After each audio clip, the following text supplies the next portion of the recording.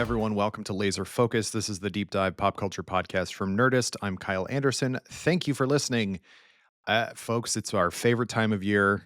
It is the beginning of October, which means it is the beginning of what we here at Nerdist dub Nerdoween and have for a number of years, which is basically just the Halloween season, but through our nerdy lens. Not every episode of Laser Focus this month will be 100% horror focus, but as is our wont, we will talk about that quite a bit. So, um, uh, just kick us off. I am welcoming back to the show partner in crime. Uh, well, maybe the person who has kept the fire of Nerdoween burning the longest active streak here at Nerdist. Of course, it's my longtime collaborator, and friend of the show, Tai Gooden. Welcome back, Tai. It is good to be back, Kyle. I feel like I'm like circling around and coming around to laser focus pretty often. It's feeling like home. Well, that's the goal, kind of. Like I want there to be a rotation of people who can come in to talk about specific things, as is the Yeah. nerdy way. Um, yeah. So this to kick us off, I kind of just said let's talk about a spooky thing, and you had a very specific thing you wanted to talk about. Mhm. Why don't you tee up what it is you wanted to talk about, and that we're going to talk about today, So I wanted to and talk why you about picked it. a 2023 horror comedy film called The Blackening. It was not necessarily an independent film, but definitely not one that was pushed by a major studio. It follows a group of friends. All of them are Black. They go out to a cabin to celebrate Juneteenth weekend together. They want to play spades, eat food, hang out. They all went to college together. They're like, yo, it's been 10 years since we've gotten together. Let's get together and just have a great friend weekend. And the friend weekend literally turns into a horror show when they discover that there is a killer dressed in blackface, no less, who is trying to take them out.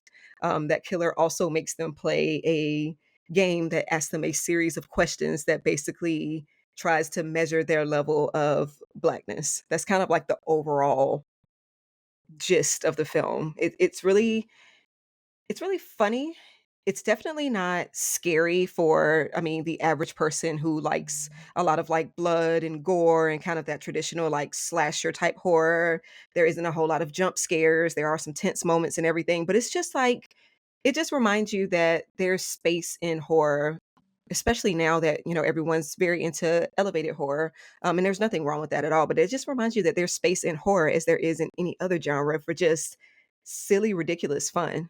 It's one of my favorite movies. I have watched it on a loop before over and over and over again. I know just about every single word of it. Like it has quickly risen up the ranks to become one of my favorites that I watch not only during Nerdoween, but I also watch it for Juneteenth every year now. There you go. I mean, one of the and that's something that we can definitely get into is sort of like uh it is not only an example of a slasher movie or like, a Saw kind of, play a game type horror movie.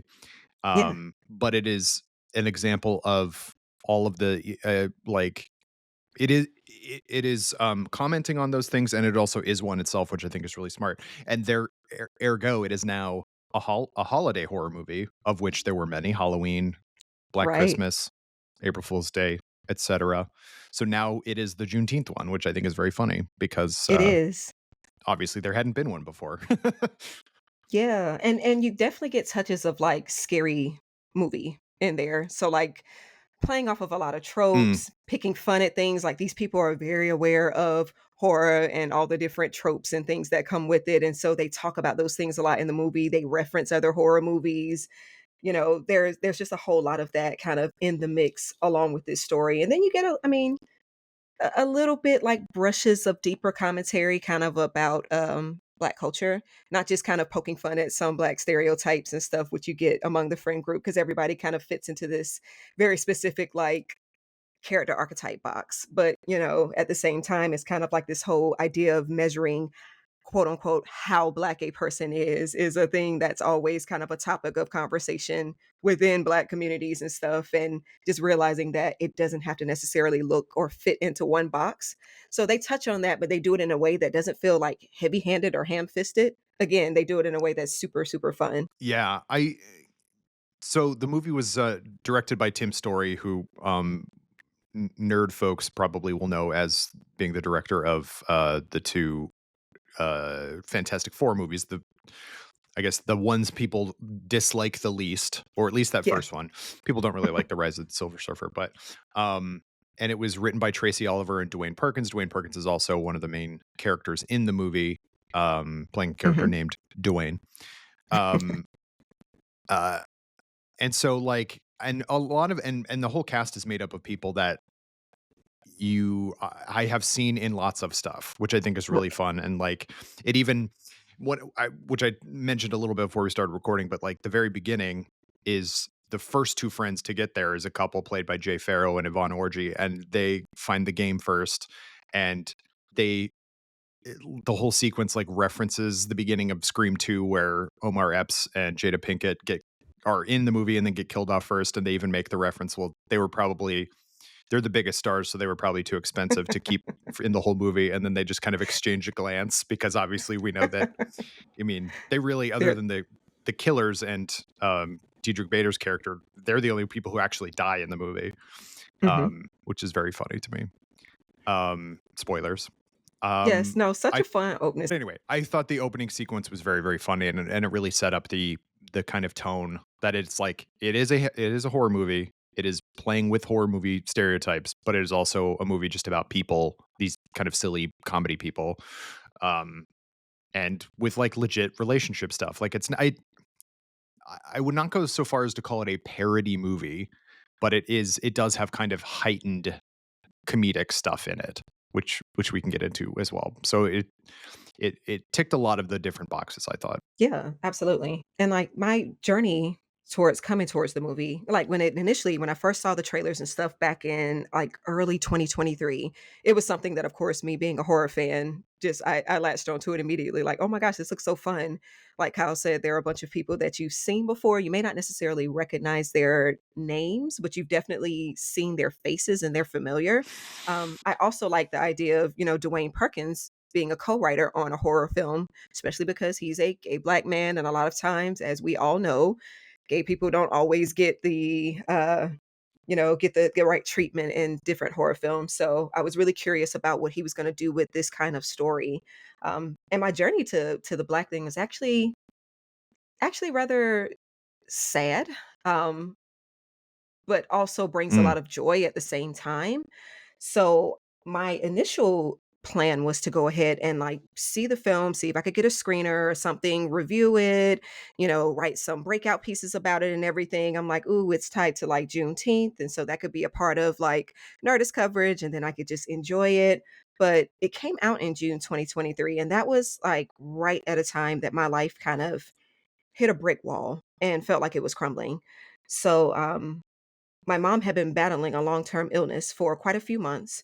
I was traveling back and forth in between states trying to care for her and then also work and, be a mom myself and take care of my family and everything. And so at that point, I pretty much knew and had started accepting that my mom was probably only going to have a few months left to live.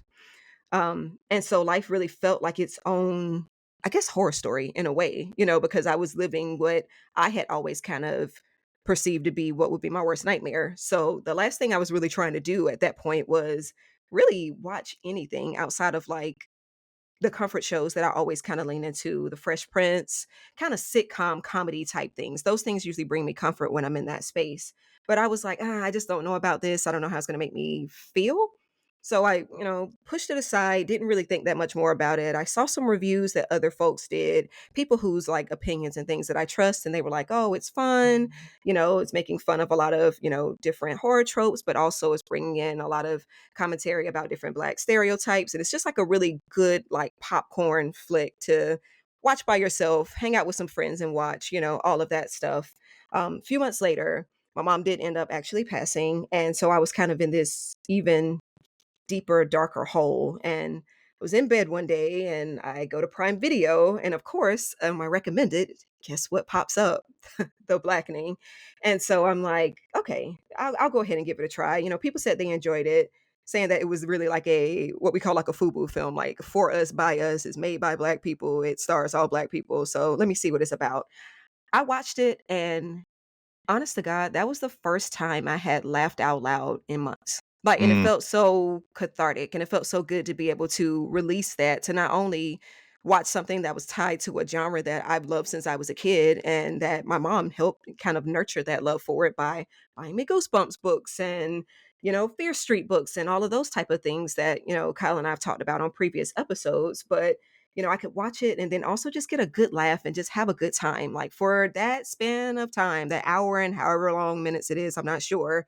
I was able to just kind of be on this like silly, almost kind of Scooby Doo ish adventure with them as they're trying to like figure out how to Mhm. get out of this weird house, but also who's doing this. Like they even make the joke that they're like, I don't know, it could be any white person trying to kill us. Like, because they're like, it's just some weird things going on. You have this one character who's kind of out of place and he's got a bunch of stuff going on in the background. They're not sure if they could trust him or not trust him. So it was just so much fun to do that. Like the friend group reminded me of my close group of friends from high school and college, like the way that they interacted with each other, the way that they talked to each other, all of that stuff just rang like familiar to me. So I latched on to The Blackening and like that film stuck like glue. I literally watched it and then I watched it 2 more times in the same day. And I kind of got to a point where I was watching it on a loop. So almost every day, if not every other day, I was watching The Blackening.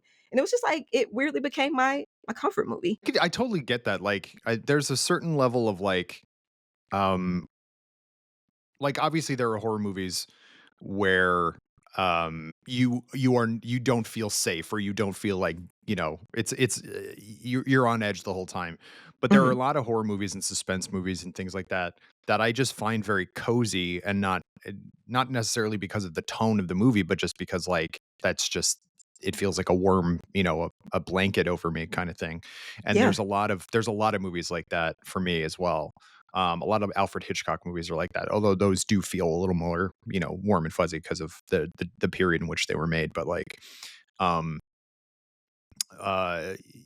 actually, a similar one for me is Shaun of the Dead. That's one when I was in college, I watched that on a loop, and I know Yeah. basically every line of it. And it's sort of that way, because I'm a big Anglophile, as you probably know.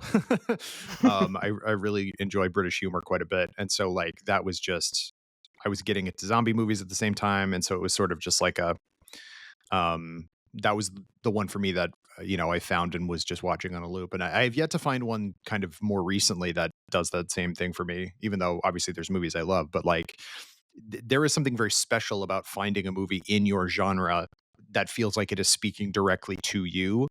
And Mhm. as you and I have talked about in the past, like, it is tough to find, as you called it, a FUBU movie. I think is very funny, but accurate. There are obviously black horror movies that are made by black people for black audiences, but they don't necessarily speak to being a black horror fan, I feel like, the way that this does. And as obviously somebody Right. who is not a black person, watching that, I could see like, oh, this is that for this audience, the way that Shaun of the Dead or something else was for me when I was younger. So I totally get where you're coming at with that. And also, there's something, especially when you're going through a moment of grief, that if there's something that makes you laugh, that's my that's my shit. You know what I mean? Like, I'm just Yeah. gonna keep watching that because it does, it lifts my spirits, even though it's obviously the movie is not particularly uplifting in a lot of ways. What did you find that spoke to you so much that made you want to keep watching it multiple times that day? Yeah, well, I mean, a lot of it was the friend group itself because that's kind of the crux of the story. So, whereas a lot of Hmm. horror films now, especially like newer horror films, like the most recent Scream movies and things like that, like there's focus on the friendship and stuff, but a lot of it is centered kind of around the villain and what they're doing and what their motivation is and all of that. It's not that you don't have those things there, but you do. I mean, you do, but definitely not to the same extent. But really, it was about a group of friends coming back together, reuniting, ending up in like the wildest situation beyond what they could possibly imagine, and coming together and really bringing their smarts together, loving each other, supporting each other through the toughest night of their life. Like all of those things, like really, like super, super resonated with me. I thought everyone was felt like fully realized and fully fleshed out in their own way. They were all really, really different, complex characters, but they all fit together well, and they all served a purpose. I think that was another thing that kind of was something that I was missing at that time because I had spent quite a few months being a caregiver, and I'm kind of in that caregiver role all the time naturally as a mom. And so sometimes you just want to feel like you have a different purpose doing something else, or to feel like you can contribute in some other kind of way. And like watching all of them come together, weirdly enough, and like each person fighting back against the killer or having their big moment or having their time to shine and everything like that. Like I just absolutely loved it. I love that it took a lot of those tropes and like played into some of the ones that are a lot funnier. Like obviously the black guy dies first, with Jay Farrow's character being literally the first person to die in the film. But then also like pushing back against some of those other tropes too, like the bury your gays trope. Like Dwayne was an excellent character. He got a chance to be, for all intents and purposes, like the final hero, giving the killer the final blow at the very end. Um, and again, just kind of taking some of the attention off of the villain a bit, because it wasn't necessarily about creating like this villain with this iconic look and weapon and all of that, because the villains that we see throughout the film are really not the real villain. They're more of like NPC characters, which I thought was so funny and also so brilliant too, considering that it's a movie that's centered around playing games.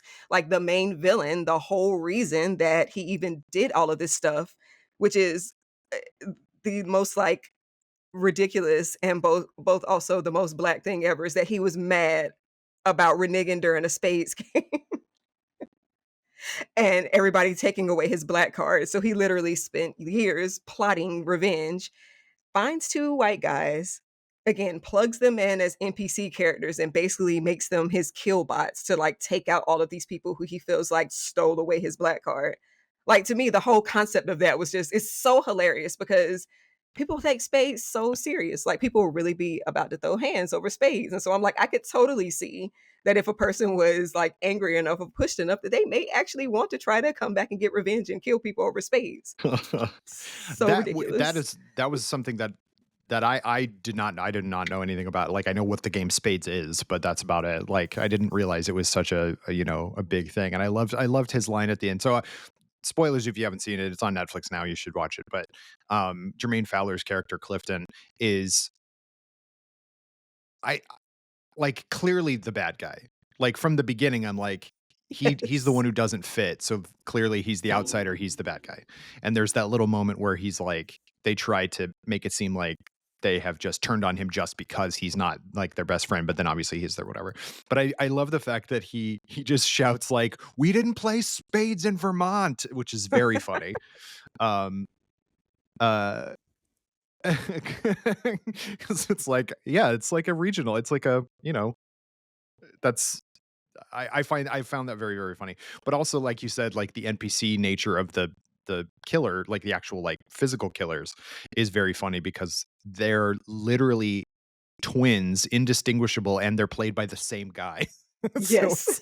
I find that very so they could not be more faceless, and less like important to the actual story.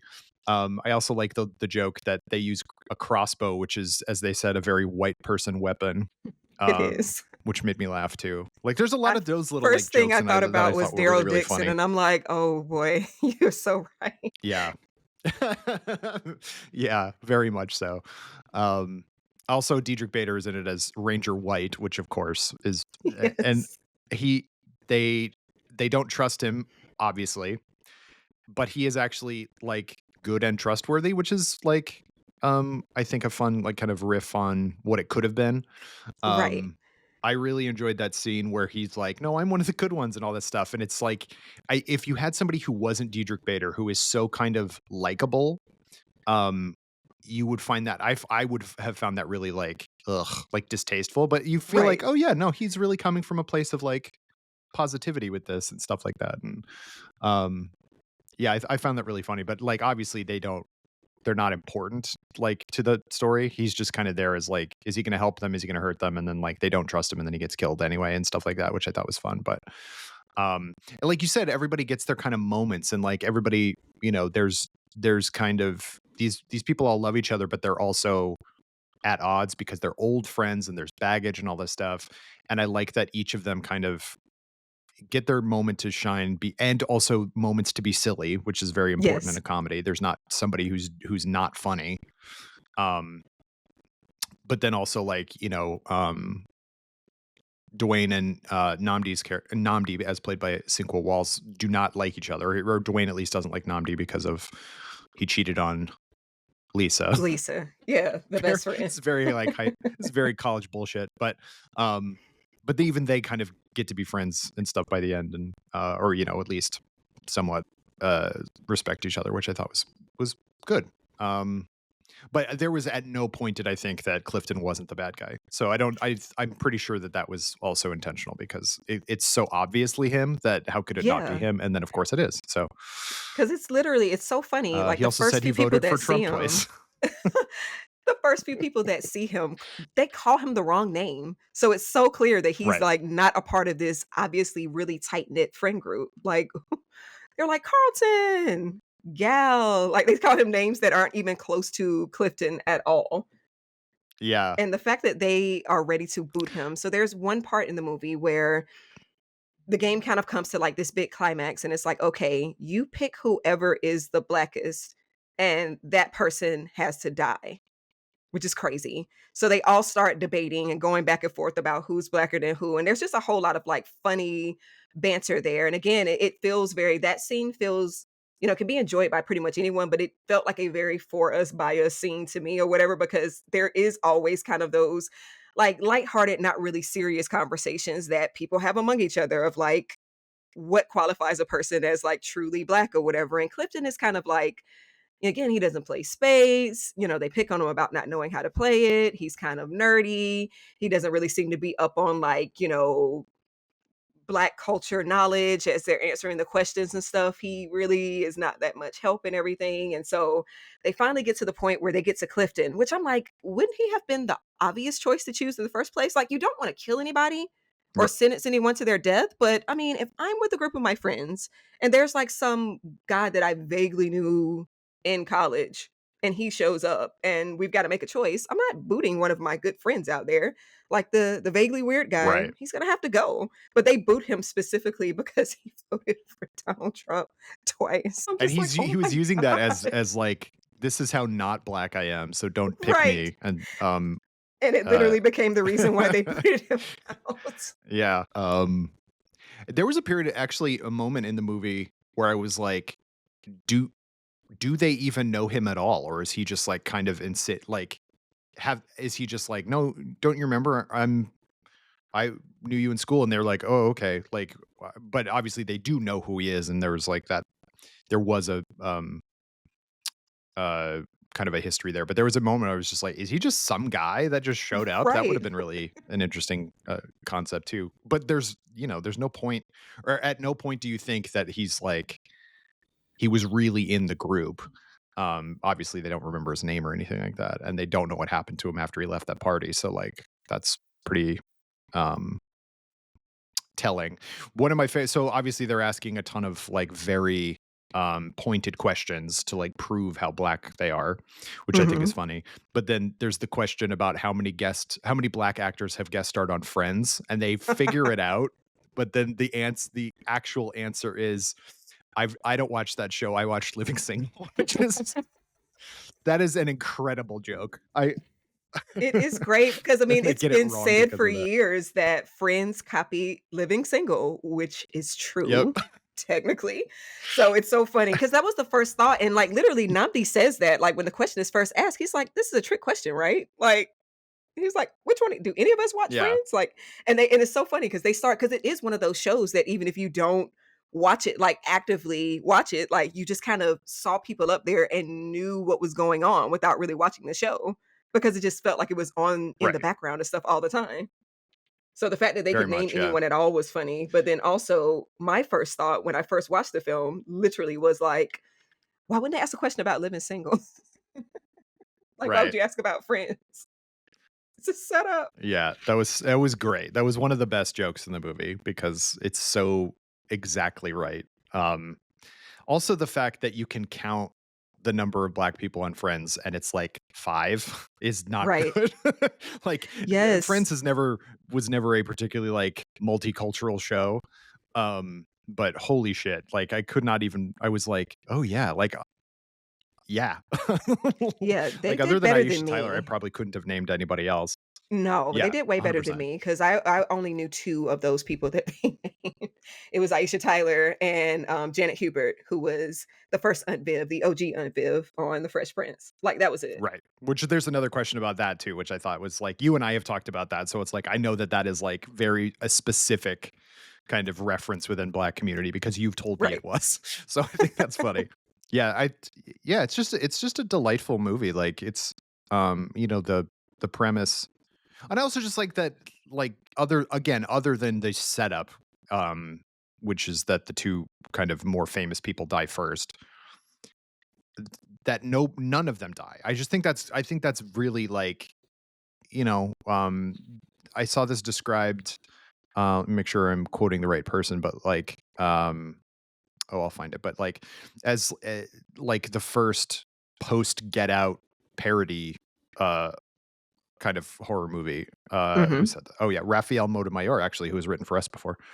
For IndieWire uh, said the first great horror parody of the post Get Out era, and it's like, Oh, what yeah. was the big revelation at the end of Get Out is that he doesn't die. Like that was something that Right. like at the time was kind of even Jordan Peele was gonna make the main character die at the end, and then was like, no, I can't do that to him because we as a society don't need to see that anymore.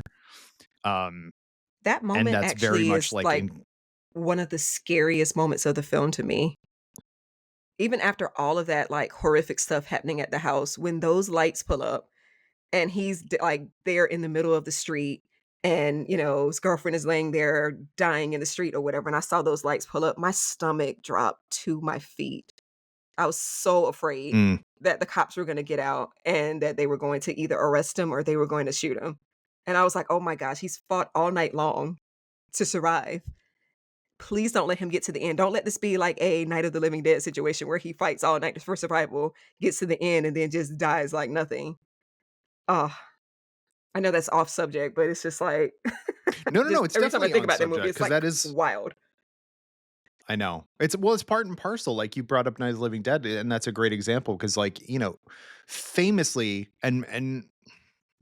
he said as much through all of his living days until he passed away, but George Romero did not cast, Dwayne Jones because he was black, he cast him just because he was a good actor. Mhm. Um, but I think that part of the reason why that movie is so indelible, even now to this day, is that there is the intentional or otherwise visual of your hero is a black guy who just gets lumped in with the rest of them. Here's another body for the fire Right. at the end, and that that is how could people watch that and not kind of see that reflected? Like it's there on purpose, and that's part of like um you can't once the art is out there it's up to the audience to interpret it. It's not really up to the artist to Exactly. tell you like what they were thinking or whatever.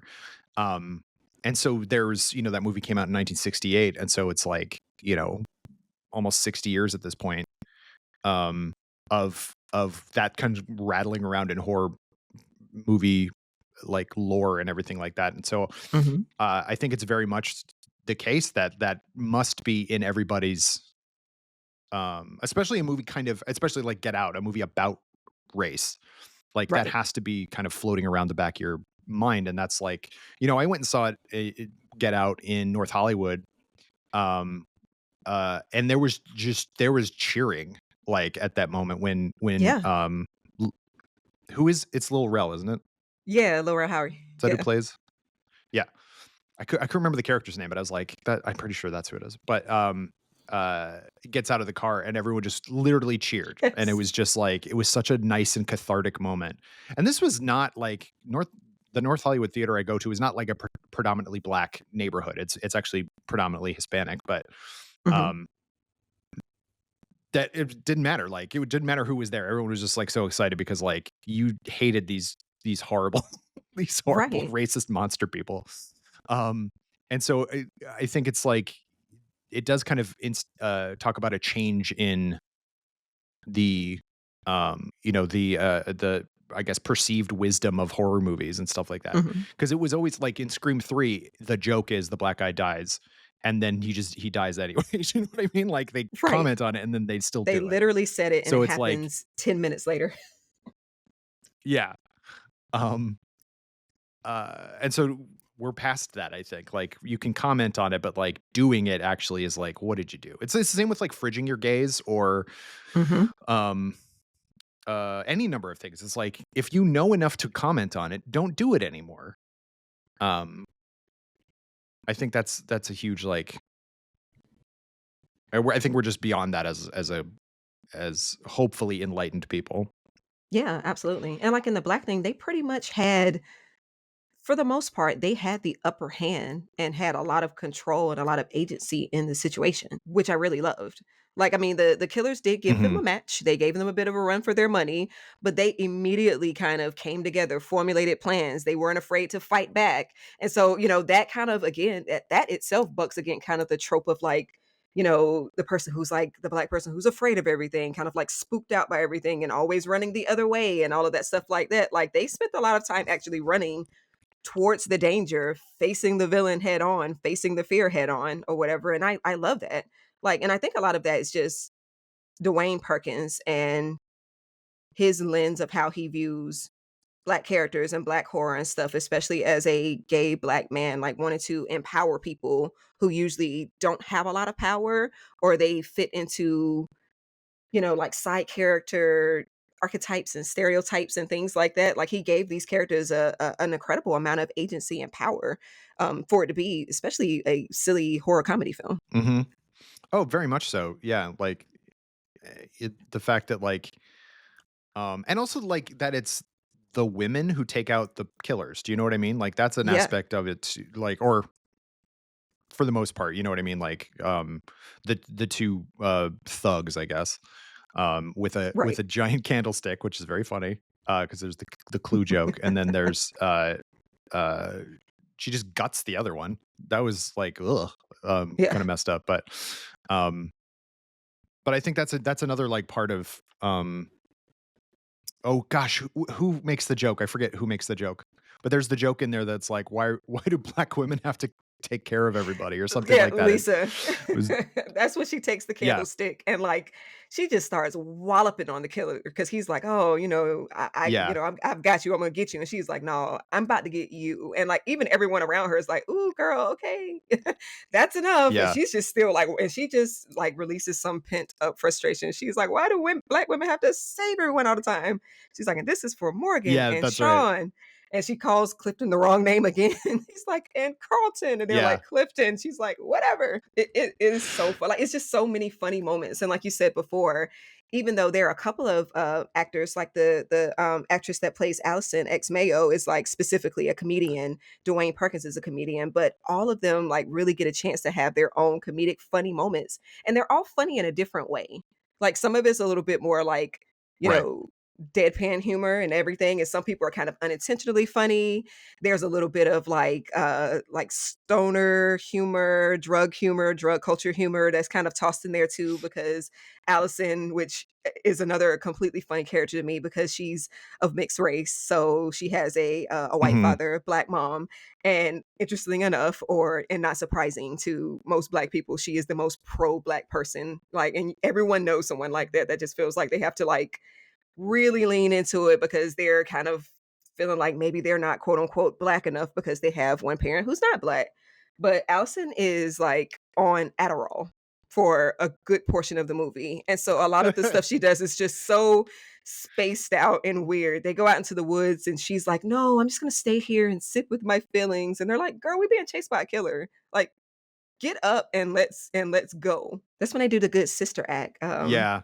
Yeah, the good sister act quotes. You gotta wake up and pay attention. I saw another review of this that was basically like it never tries here yeah, it says it never tries to um like tone down the quote unquote blackness or explain Mhm. things to white audiences. It just kind of it just says them, because like I didn't know what they were quoting, but I knew that that was something. Do you know what I mean? Like, Right, right, yeah. which again is like you said, for us by us. I think that's very telling, but it's also like it's not keeping people away. Like I had a great time with this movie, and I Yeah, did not understand everything that was happening because it's like, but that's part of, this is not to say like I'm the most enlightened person alive, but like I enjoy watching movies from other cultures. Like that's part right, of the yeah. fun, is that like this is a part of the world, or a subculture or a group of humans that I don't know anything about. So let me watch a story about them, kind of thing. Yeah, well, you get a Um, chance to see people and from so a it was perspective like, that you don't yeah, normally see, you know? Like, I mean, it's so important to do that. That's why, yeah, I know both of us, we definitely like to get into like some different like foreign horror films and things like that because you do get a chance to experience things from a different perspective. And you don't have to necessarily get everything or feel like you're in on every, joke to be able to enjoy it overall. Like it's still a horror comedy. It's still got some of those same familiar beats in there and stuff. It just feels different because it's coming from a different perspective because a lot of times you'll have people of color in a horror film, but if that horror film is centered through a different lens or the person who's writing those mhm, specific characters, that's not their lived experience, then they're going to definitely come off a lot different because you can't really write from an experience that you haven't lived or that you don't have a full understanding of. So it just kind of broadens out the scope of what a black character can be in that kind of space, not just a horror space, but mm, in a film space period. And, just opens up the possibilities and just kind of reminds you of why having different perspectives and having different people behind the lens and different people holding the pen in their hand matters because you can get something like this film only works with black characters in it. The absolutely, whole like, crux and conceit of it works that way. You can't switch out any of the black characters with the white characters in there. It would totally negate the whole entire purpose of the film, but you get something that feels wholly unique that way because it is centered on a very, very specific experience. yeah, that's totally, yeah, like, yeah, I can't even, well, and like the movie has so much of that point of view that it's like it needs it this is gonna sound maybe condescending, I don't mean it to be, but it's like it feels Mhm. very authentic because of that. It's like, Yeah, no, this is absolutely. like, it feels like a lived experience. It doesn't feel like it's movied up. It just feels like these real people with their real silliness and real kind of, drama and stuff are in a weird horror movie, is what it feels like, much more than like these are horror stereotype people. Yeah, yeah, they felt like actual people. Because I feel like, I mean, Mhm. sometimes some films are leaning, and that was kind of, and I do like the newer Scream films. I like them, fine enough and everything. But that is one thing that kind of bothers me in some films like that is that they're trying so hard to make a character fit like a certain character archetype that they just become more like a caricature of a person. Like you can be the horror Mhm. film nerd, quote unquote, and still feel like a normal person. Also have like normal reactions to things. Like they don't always have to live and exist in that space of like you're probably the killer or making like ill-timed jokes when somebody's literally died or something like that. Like there's a time to be silly and to be that horror film nerd, but then there's also a time to just be a person and be scared or annoyed or upset or angry or something. And so you lose some of that by trying so hard to kind of shove characters into a box. And you don't get that in the Blackening. Like, I mean, everybody definitely has their character archetypes because or their character kind of like stereotypes because Dwayne is like the gay friend of the group. Lisa is the pretty successful girl. She's a lawyer. Allison is like she's just kind of like the wild party girl or what. Well, Allison is like the super pro black person. Shanika is like the Mhm. party girl that's always having a good time and's got a bottle in her purse. Like it's so funny, even their little pieces for the game that they play. like Shanika's thing is a bottle, and she's like, "Why I got to get a bottle?" And everybody's like, "Cause girl, you're a drunk." Like, I mean, they fit those Yeah. same archetypes, but it's not always in there, and you find out surprising things, about each person or whatever, and, like, you would expect someone people wouldn't expect someone like Shanika, who's just kind of like the party fun girl, to be the one that immediately, like, snaps into action and has plans, and she's kind of, like, driving the narrative in some places, like, the killer's coming out of the basement. She's the first one to run over there and, like, slam the door on him, and then she's like, "Give me a knife. I'm gonna stab him in the foot so he can move his foot out of the way so I can shut the door." Like, she's, like, thinking and firing on all cylinders and stuff, but she's not the person you would have expected to, like, be that front runner person or, like, that, like, primary final girl in that role, so I love it. Like, you get a chance to see people kinda occupy those spaces who don't necessarily look or act the way that you think that they would. Mhm.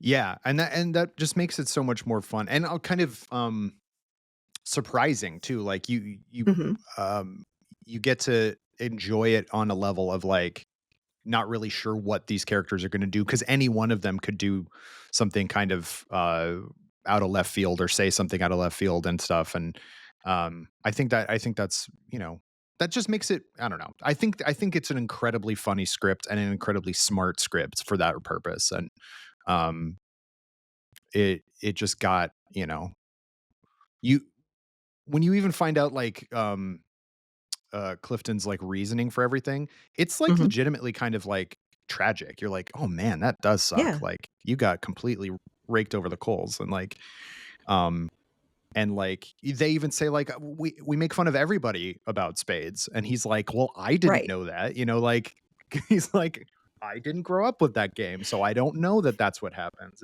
Mhm. um, and also kind of and it speaks to that there isn't just one experience for, you know, Black Americans, basically. Like there isn't Exactly. just the one version of it.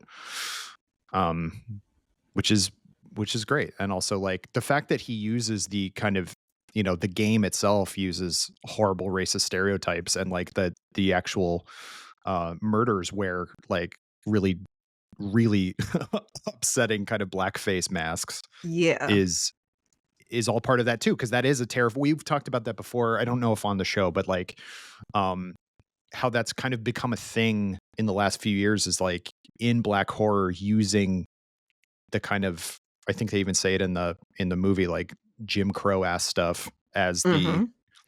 the visual representation of what is horrifying to black people, which I Yeah. find, and especially, I mean, this is obviously done a little bit more for humor, but it's still scary. Like it's, and to have that horrible voice coming out of it, it's like, well, of course that would be the thing that would terrify them. You know what I mean? Yeah, absolutely. And I mean, with Clifton, like he's again such a great character for a lot of the reasons that you just said. Like he represents a specific type of blackness that a lot of people don't always necessarily respect or want to invite into certain circles and certain spaces and stuff. So while they had kind of had this shared understanding of like, okay, as a black person, you talk a lot of junk when you play spades. You might take somebody's black card just joking around and stuff like that because he didn't grow up in that space and have those, type of Right. experiences and stuff. He just didn't understand and didn't know. And he was somebody that was ultimately looking for camaraderie, looking for friendship, and looking for like belonging. And something like that, that's a theme that even if you take it outside of like kind of that racial scope or whatever, I mean, that's something that all of us can relate to at some point in time. We've all been in a space before where we felt like an outsider and we just wanted to belong. Like, Yeah. yeah, and I mean, I'm not saying, go out and be psychotic like he was and plan a whole like murder scheme or anything like that. That's not the Oh, thing so to you're do not to saying win that? friends.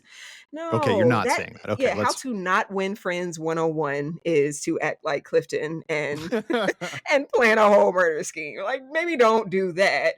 But I mean, again, people will try to do what they can.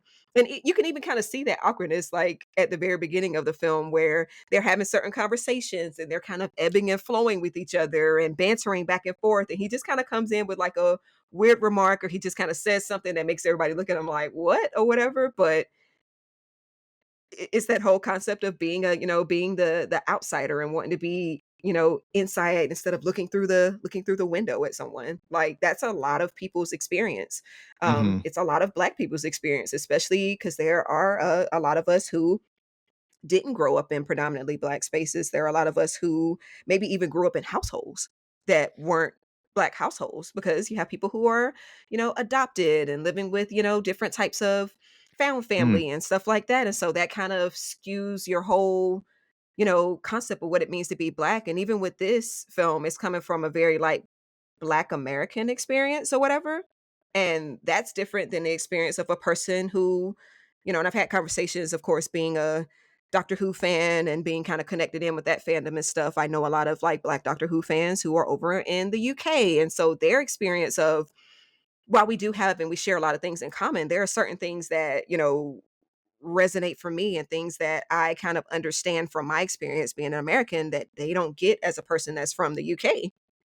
So you have all of those different, like, Mhm. differences there too or whatever. So, but I like that that's kind of the crux of the film is that, you know, there's more than one way to be black, and I mean, what really is a determiner of, like, what makes a person the quote unquote blackness. Like, it's black is it's all very, very subjective depending on who you're around and Right. what their criteria is, and that's different in every space. It's different in the South than it is in the North, than it would be out in LA, where you all are. Like, a person who grew up, in Los Angeles is totally different from me, someone who grew up in the American South, you know?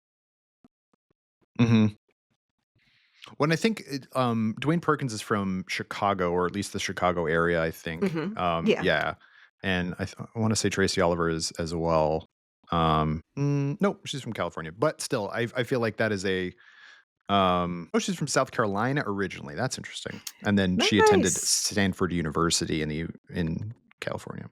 Anyway, so that obviously, like, it brings a different kind of point of view, because like you said, it is kind of regional too. Like, there's so much when that was a whole thing in the '90s too, where it was just like, Mhm. you know, the differences between, you know, uh, East Coast and West Coast kind of like attitudes toward everything really. But like, Right. um, in the hip hop community, there was a war, a perceived one anyway, between which was, I think, a lot of not anything. But anyway, all of that is to say, I think that's totally true. And also, like, having anytime anybody who's gone to college, and not had a ton of friends going into college, and then Mhm. finding people that you think are friends like that, the probably the most heartbreaking line Clifton delivers during that, his whole kind of like monologue at the end, is like, "I was really honored to be your friend, and then you just like castigated me." And it's like, that is really Right. sad. That It really, is really, sad. because he's kind of a cartoony character up until that point. And then it's sort of like, because he's doing this. He's also doing the stereotype of, like, he's like the Urkel. He's a black nerd, which is a very specific type of, when people are making fun of black nerds, that's what he's doing. Do Yeah. you know what I mean? Classic. So, um, it's classic, right? And so, like, I was sort of like, okay, he's just really going over the top here, but it's like, no, he does come from a place of like reality in the question. And I think that is down to like a really good performance by Jermaine Fowler, because he can be kind of like over the top and ridiculous, and then also kind Mhm. of bring it on, like, when he's kind of being the when he's doing the villain monologue, which everyone in every Scream movie has to have. And Yes. this I is love a by and good large a villain Scream movie. monologue. Yes. It's my favorite. Doesn't. What are some of the other, because obviously there's a lot of skewering of horror film tropes and ethnic stereotypes Mhm. within the horror sphere. What were some of the other ones that stood out to you that were sort of like, that this movie kind of like did a good job of making fun of? Oh, one of my favorite scenes is when Allison says they have to split up. So they end up getting a Very much. choice from the killer. The killer says, "All right, they're like, we're done playing games with you. This is ridiculous." At this point, they know that their two friends that arrived early are dead. They're trying not to die. The killer, they've sent Clifton out. They think Clifton's dead. So they're like, okay, now a third person is dead. And then the guy's like, space revoke, keep playing the game. And they're like, no, we're not playing this game anymore. It's like, great. You have two choices. Either you stay in the house or you go outside. Choice is yours. They can't agree. Obviously, it's a whole group of people. So there are going to be people who think, okay, it's safer to be inside of the house.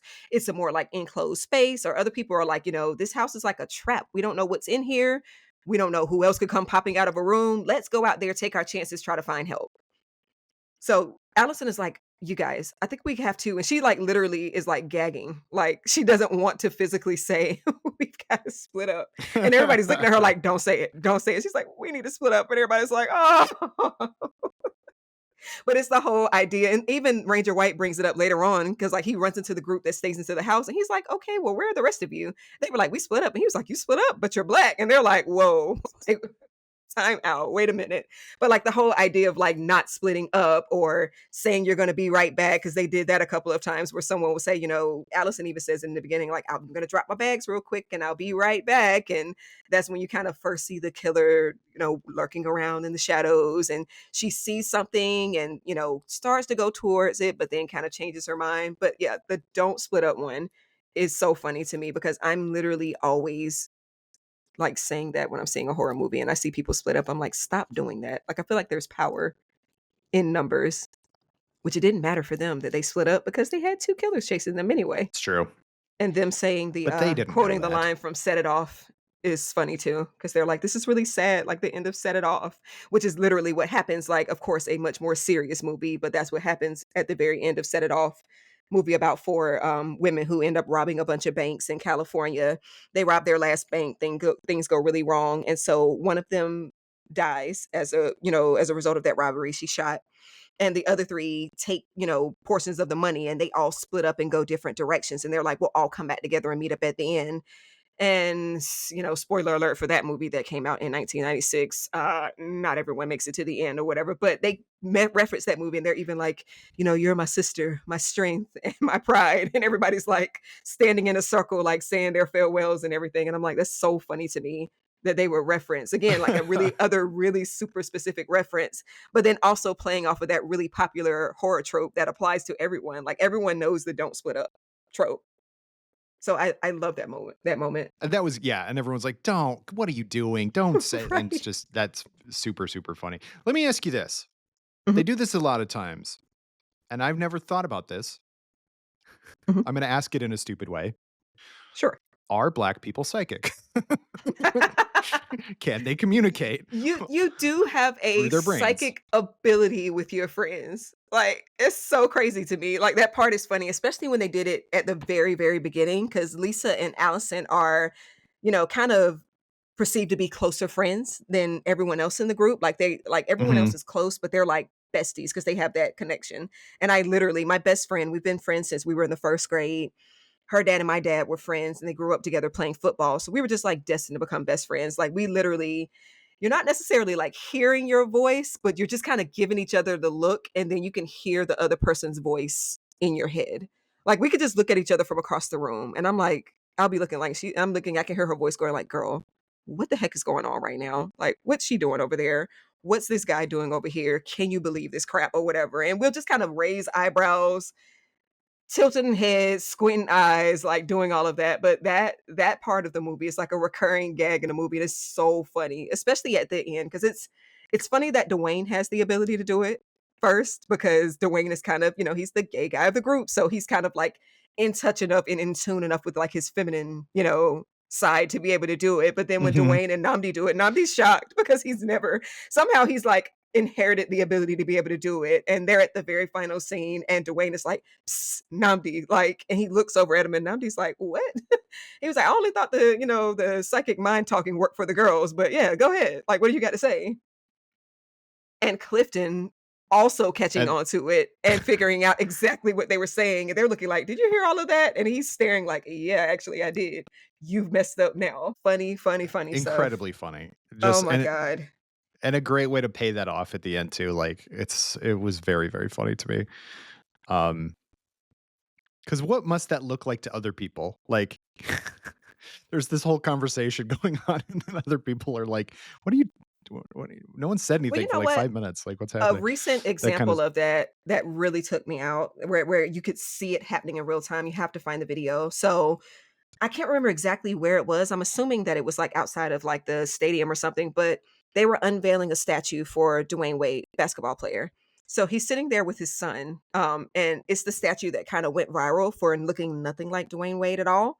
When right. when they unveil the statue, Dwayne turns around and gives his son this look, and they both just kind of like tilt their head a certain way and like cut their eyes at each other. And then like his son kind of like purses his lips and looks back at the statue, and they look at each other, but you could just see an entire conversation happening between their two eyes. It's one of the funniest video clips, like real life examples of people just looking like, what the heck is this? And you could tell he was, being polite and clapped and everything like that. But the look he gives his son was like, what the heck is going on here? And who is that man in that statue? Because that's definitely not me. I have a question Uh, for you though. please, okay. Okay, so when the killer gave the option to either stay in the house or go outside, which one would you have chosen? Ooh, this is a tough one because I can see both arguments. I think if well, it's a house that I don't know that well, and obviously Mhm. there's already weird traps and stuff in it. So that's a knock against that. The upside is you probably could fortify some part of it. You could like go in a bathroom or something like that um and kind of, hole up in there or whatever. So Right, that's right. that's one argument. The other argument, which I think somebody makes, is that you could just run. You can go outside and just run in a direction, and they possibly. But then I also don't know if there's like traps out there and stuff like that. So I think in this particular instance, I would have stayed in the house. Also because I don't know the woods, and I will trip if because I don't have good night vision. Actually, most humans don't because that's not what we're born with. Um, but yeah, I feel like I would rather stay in a relatively secure area and try to fight.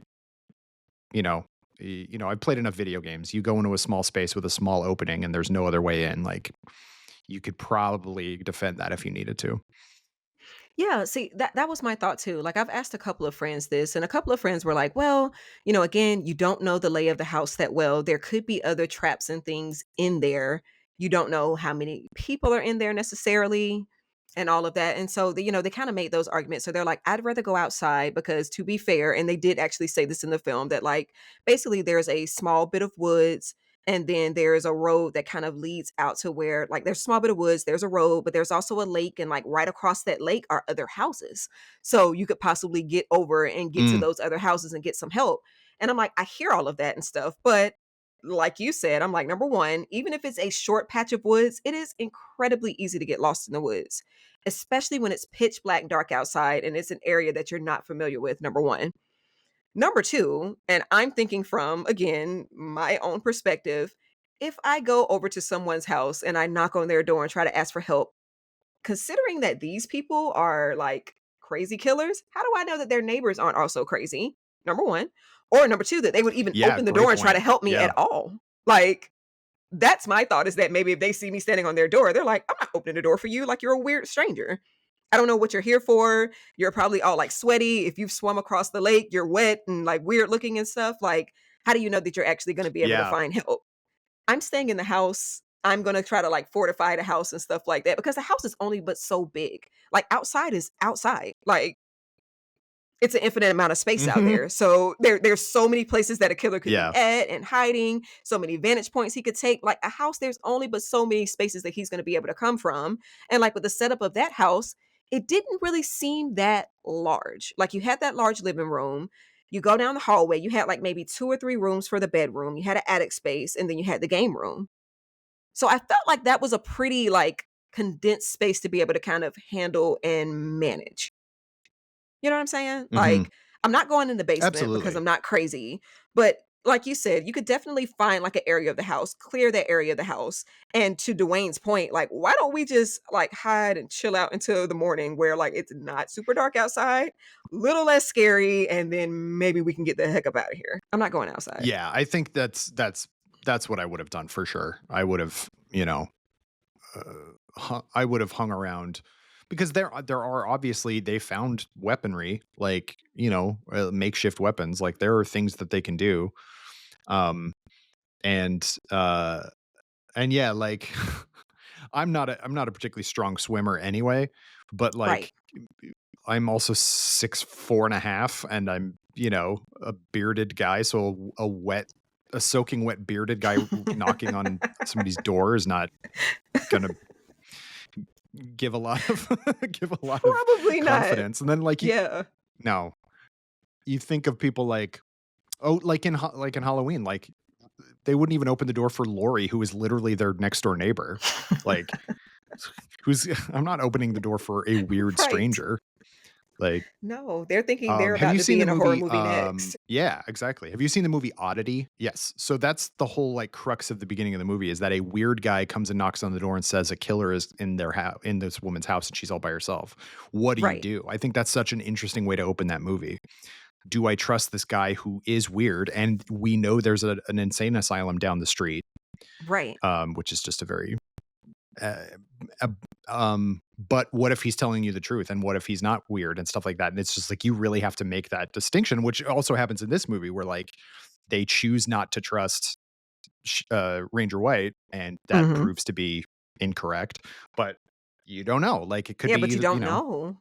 They found the you don't mask in know, his car, and, again, right? to their credit, like, the first time that they interacted with him, they pull up and he has King, like, standing outside of the house. King is having problems entering the house, and, he's a park ranger, but he's out there accusing King of, like, breaking and entering, like, wanting to see his license and all of that stuff like Yeah, that. So he's very much so being, like, the typical what people would expect from a small town, like, person in a space of authority, like a cop or something like that.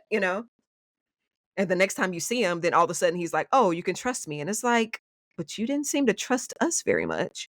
Because he even said as much as like, "Well, this hmm family doesn't normally rent to," and they're like, "Black people?" He's like, "They only rent to normally families," and they're like, "Oh, white families." So yeah, you right, don't know if you could trust them, and that's another thing too about leaving the house is that you're in this like really isolated, place or whatever where people probably aren't used to really seeing strangers. They may not trust strangers. I personally always think that like rural areas and small towns, as a person who lives in a pretty small town now and grew up in a small town, I always think they're the scariest places on earth. So, because people are just very like guarded, weird. There's always like a whole lot of like odd secrets and stuff. Like to me, I'm like, how do I know that the ranger isn't in on it? Maybe he's in on the act too. Maybe he is the killer. Maybe the neighbors are right. in on it too. Did they trap people here and like rent this out as an Airbnb and bring people here and like kill them? Like, is this all a part of like some kind of weird like plot or scheme or something? So they were totally not right not to We've trust seen the Ranger Texas White. Chainsaw Massacre. We know how weird. Yeah. Yeah, Yeah. where literally everyone is in on it. Yes. Everyone they Like meet, everyone they come that's across is my a part of first this weird thought. family. Maybe Yeah, it's my very horror much. brain. I don't know. But I'm like, I'm if I'm in a situation like that, I'm not trusting the neighbors. I gotta get myself out of there. Um, I want to talk about my favorite exchange in the entire movie, which again involves Diedrich Bader, who I think he does a really, really, really fun, good job for a very small period of time that he's on screen. But Mhm. when they're trying to test him, he says, if I was invited to a barbecue, I would say thank you, but I wouldn't go. And they're like, why? And then he's like, because I understand what my presence in that space would mean and how it would affect everyone else. It was just like so S thoughtful. And Good also just answer. like there's no way he would have thought that. Like it makes me laugh so much. That's a good answer, though. They admit it's a good answer. It is It's a a good great answer. answer. Yeah, it's Yeah, exactly right. It's just and they even kind of say like, "Wow, that is the best answer you could possibly give," right. and that's but like, it's just like, here's how I could convince them. It just made me laugh. It's a good scene. For him to only have been in a couple of scenes, he was great. Yeah, So much fun. he's always been one of my favorites ever since the Drew Carey Show. Actually, ever since the Beverly Hillbillies movie, where he played Jethro Bodine, um, which is not a good movie at all, but No, it's not. it's the first thing I saw him in. But But he's anyway, great, though. he's Yeah. just a fun presence because like he's very funny and you kind of I don't know if you necessarily needed him, but he's like when he shows up, it is like okay now like it's if you had any doubt whether it was a comedy, it's a comedy. Even though like he's not particularly funny in that first scene, but like it's just him being there is kind of like indicative of Right. it being a funny comedy thing. Yeah. Well, I mean, then it Um, kind of like ties into, yet another trope of like the cops or like authority figures are useless. right, Like they really can't help you. But the thing was is that he legitimately was going to be able to help them. So he kind of like subverted that because like he got him to the car. But then of course he makes the right, dumb decision to go, I'm gonna go and see what that noise is over there and make sure everything's okay. And it's like, no, get in the car and drive away, dummy. Like, yeah. what are you doing? It's incredible. What it's this was such a fun movie. Um, I I'm very glad that you suggested we watch it, and because this is definitely like, I'm not, as I've told you before, I don't watch a ton of comedies as much as I enjoy comedy as like a, and I enjoy laughter, of course, but like I don't watch a ton of comedy movies for whatever reason, and so this is not one I would have sought out on my own. Mhm. Um, but I had a great time watching it. So thank you very much for, wanting to talk about it. And I was very, when you said how much it meant to you just as a movie and kind of a part of your life too, it's like, thank you for kind of bringing me in on that, and wanting to discuss it on the show. I think that was very cool. And I hope everyone else out there listening wants to watch the movie as well, because it's worth Yeah, watching. It's fun. that's why art matters, you know? And then why Yep. movie and film and TV matters and stuff like that, because, I mean, it's such a vital part of our life, telling our life stories, telling our experience and stuff like that. It's a part of what helps us find grounding and balance in things. Is a part of what helps us heal. Even if it's something, it doesn't necessarily have to always be, serious or be in depth, or be something that's kind of like analyzing, social commentary, or political commentary, or any of those things like that. Like, sometimes you just need something to uplift your spirits and make you feel good, whether that's a movie, whether it's a song, whether it's an activity or something like that. So, like, to me, for anybody who's in that space of kind of grief, sadness, just kind of feeling like you're a little bit lost in the world because things have happened where they're out of your control, having something like that to be able to grasp onto, where you get to step outside of yourself for a second, escape kind of those circumstances and everything, and kind of immerse yourself in, whatever story is being told, or whatever's happening, or whatever you're choosing to do, or whatever is so important. So always support the art that you like and tell other people about it. Hmm. More joy in the world. Well said indeed. All the boys and girls. Joy to the fishes in the deep blue sea. Joy to you and me, Yes. as written by Hoyt Axton. Okay. Um, Thank you, Ty, of course, for being on the show, as always. Um, what can people look forward to, readers of the site, this Nerdoween? Oh, we have so many fun things coming. We're gonna be talking a lot more about horror villains, some of those strange creatures from another dimension as well, some classic monsters that we're used to seeing. And then we have a lot of streaming and TV and film recommendations for you. So, a couple of recent things that went up include 31 Days of Hot Vamp October. So, 31 vampire movies from all sorts of decades and subgenres and everything that you'll want to check out. And then I did a list of 13 scary and weird TV shows and films that you'll want to watch, because there's a lot of fun stuff coming in October. Everything from Welcome to Derry. You have Begonia coming out, which is that weird movie where Emma Stone may or may not be a alien who's trying to destroy the Earth. So there's a whole bunch of really fun stuff in between that. We'll have some collaborative posts where you'll get a chance to know all of the Nerdist editorial staff and some of our freelance writers a little bit better, and kind of what Nerdoween means to us, what horror means to us. And then we also want to do something fun and special for those people who are not big into horror, who just love kind of like the spooky but not scary parts of the season. So this Nerdoween, I think there's going to be a little something for everyone. And I am Absolutely, and it's excited. my favorite type of October, which is that there are 5 weekends in this October, and I love a length. It feels longer, even though it's still the exact same number of days, Hmm. 31. If you didn't know, but um, yeah. So all of that is true, and you can also there will be episodes of Laser Focus about more horror and spooky things. We'll also have Peacemaker talk, because obviously that's going to wrap up soon.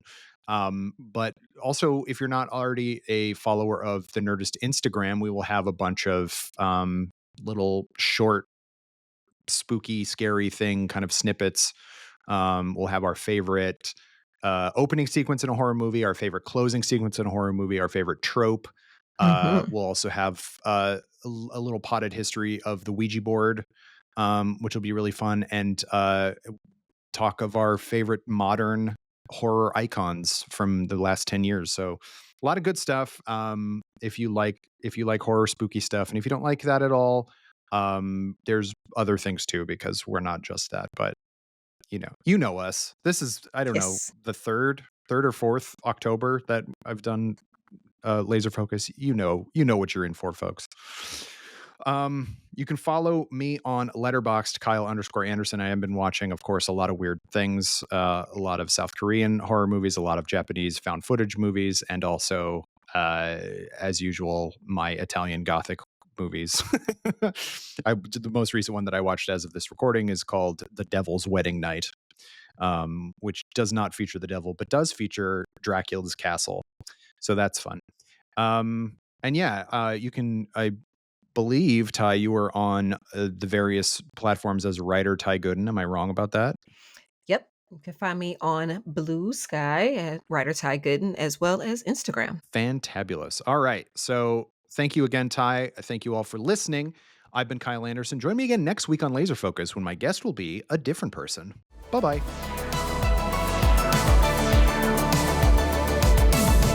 Laser Focus is a production of Nerdist Industries and Legendary Digital Networks. It was produced, edited, and hosted by me, Kyle Anderson.